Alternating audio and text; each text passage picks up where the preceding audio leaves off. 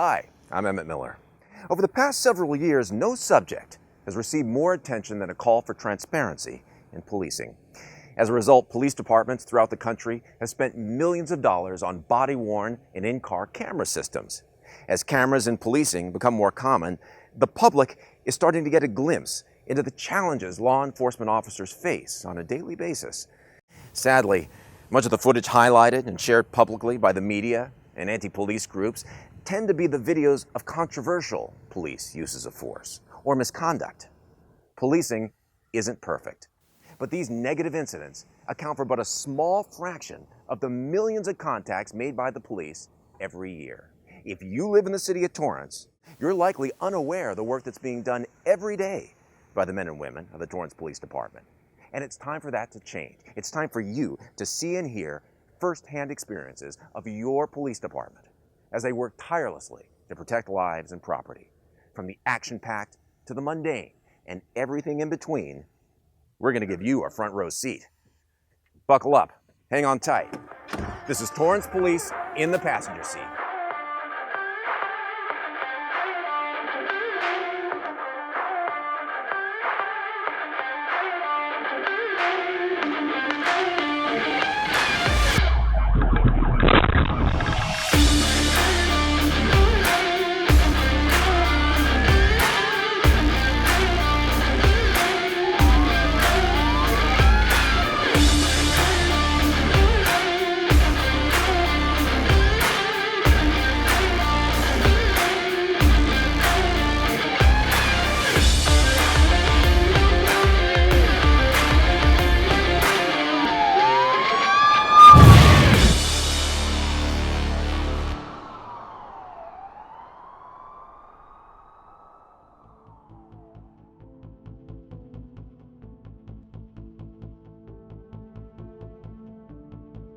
It was late in the morning, just prior to lunch. We had gone to the Torrance airport, and we had presented one of our lieutenants a going away present as he was leaving our division.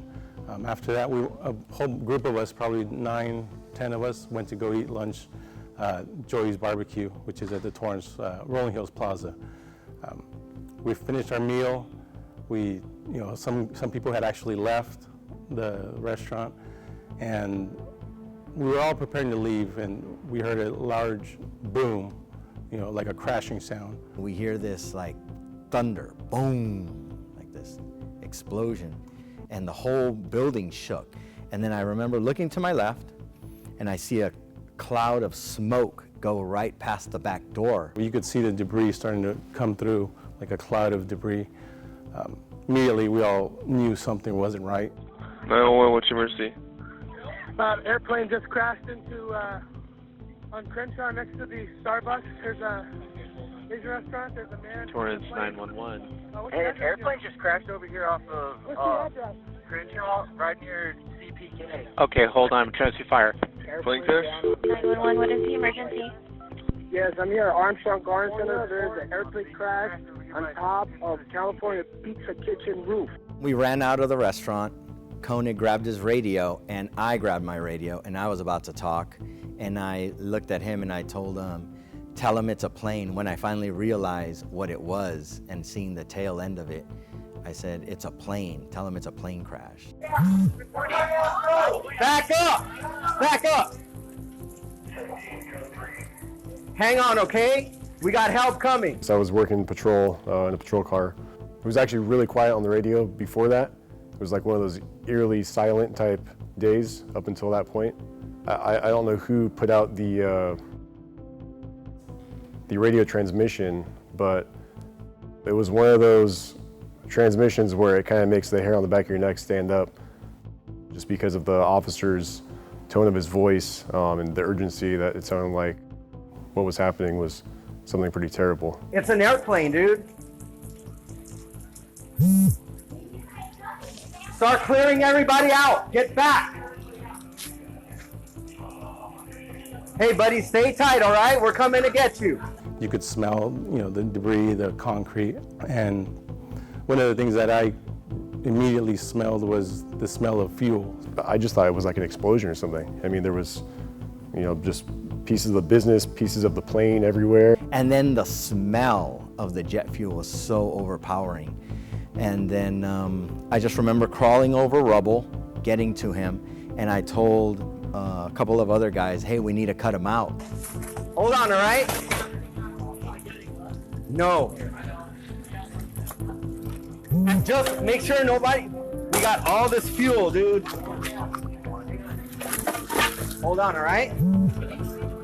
Yeah, I can see it. Okay, he's gonna drop. Ready? Okay, ready? I'm gonna cut. Ready?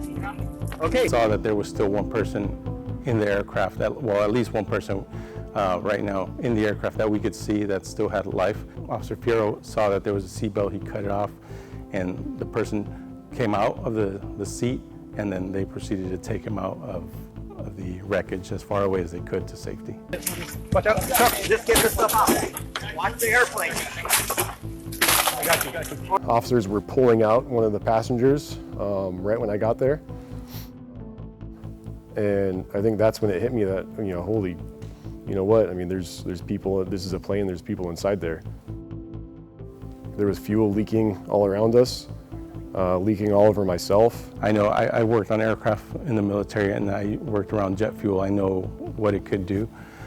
Get back! We got two. Derek, we got two. Yeah.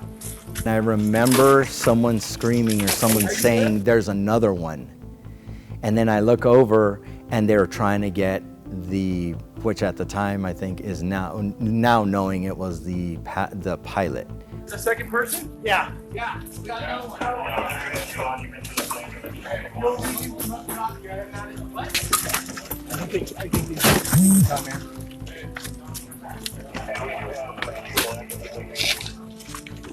We were trying to pull him out, and then we realized that he wasn't budging because his seatbelt was still on. So I remember I actually went into the cockpit and had to kind of reach up and found where the clip was, where his seatbelt was, and actually unclipped his seatbelt. Getting the leg up. Seat, try to pull that lever on the seat. Watch out, don't go under there, bro. Rolls off, see if we can rip it off. His leg's stuck, I think. Yeah, his legs. That one's jammed. They're good. After trying for what seemed for a while, I decided that I was just going to pull his leg, and it was going to come out one way or another. It was better than being trapped in that wreckage, so I did that. I pulled his leg, it came loose, and he came loose, and we took him out, and then we just took him over to safety where the other person was. Motto on Torrance, we have 2 patients, so we need at least 2 rescues. Once everything calmed down and the dust settled, we sent a couple of officers and firemen to the roof to check to see if there were any more passengers or anyone that wasn't accounted for. Advise fire, we have an emergency exit when they're ready to leave with any transport. Northbound Crenshaw Airport is opened up and ready for emergency exit. So the first passenger was still alive and breathing.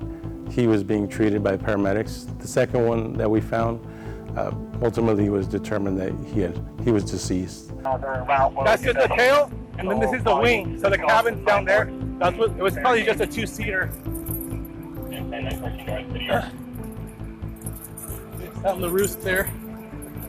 I'm sure for the guys who were there, that were in that building, the officers, the motors that were there, I think it would probably affected them a little bit more emotionally than me and mentally, just because they were inside that building. I mean, if that plane would have went down, 10 feet, more west than it did, I mean, it could have went straight down into those guys, It was literally feet from where we were sitting.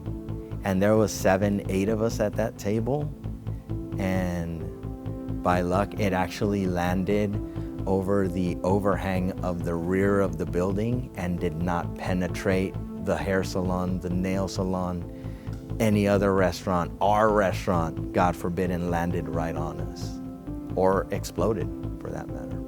We don't get paid for what we do, but what we might have to do. So this is one of those times where this is what we had to do, and someone is here today because of that.